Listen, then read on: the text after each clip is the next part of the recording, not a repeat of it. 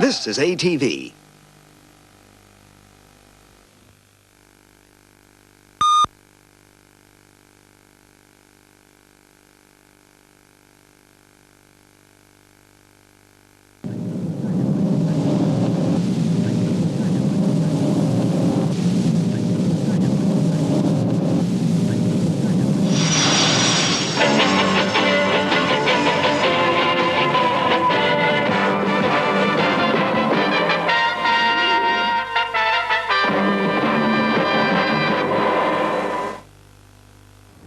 Good evening.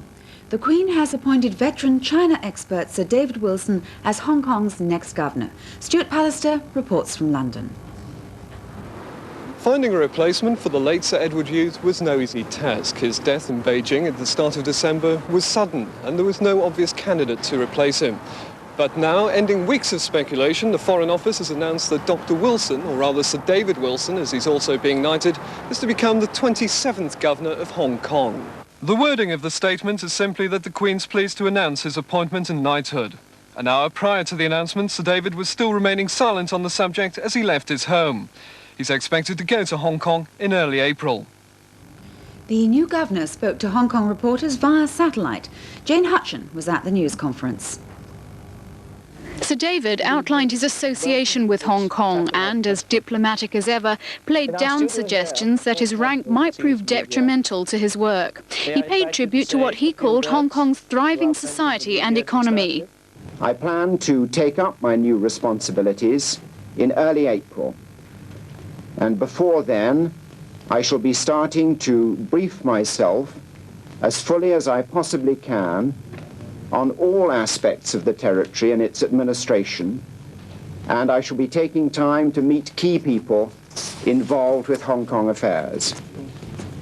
I know that I have a great deal to learn, both in the weeks ahead and after I've taken up my new responsibilities. Sir David didn't rule out recent speculation that a post of deputy governor might be created to help him in his first few months. He said Hong Kong has managed to develop its own systems and government in a steady and gradual way to meet changing needs. The government should be flexible, he said, and able to change with the needs of society. And to another issue. So far as the JLG is concerned, of course I have to now give up my post as senior representative on the British side. No decision has yet been made about who should replace me in that job. Although most of Sir David's ideas will be reserved until he knows his way around the government, he did have this advice when asked about Hong Kong standing up to the Chinese leadership. We should all of us make clear publicly what those interests and those perceptions are.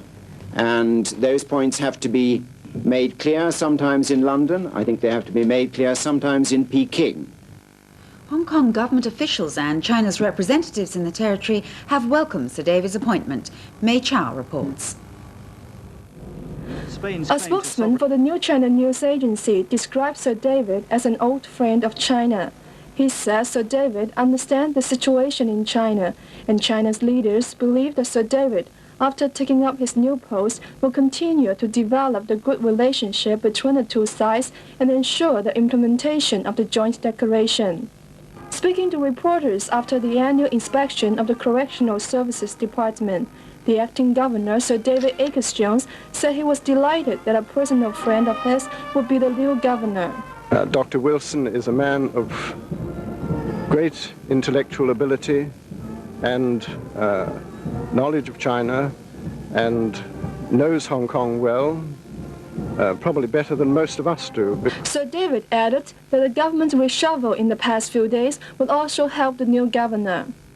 Senior Executive Councillor Sir S.Y. Chung said he could not think of any other man who has such a thorough knowledge and experience, not only of Hong Kong affairs, but also of the processes of the Sino-British negotiations. Sir David's appointment was also welcomed by British officials in London who are associated with Hong Kong. Stuart Pallister spoke to the chairman of the British Hong Kong Parliamentary Group, Sir Peter Blaker. You have to bear in mind, if I may say so, that Sir Edward Hughes came from the Foreign Office. I knew both of them, Edward Hughes, and I know Dr. Wilson very well. He was the political advisor in Hong Kong, and I was the Foreign Office Minister responsible for Hong Kong a few years back, and I am confident that he will stand up for the people of Hong Kong and for the future of Hong Kong just as vigorously as Redwood Youth or any other previous. And he's confident that Dr. Wilson will be able to cope with the most difficult task ahead, that of handling Hong Kong's political development.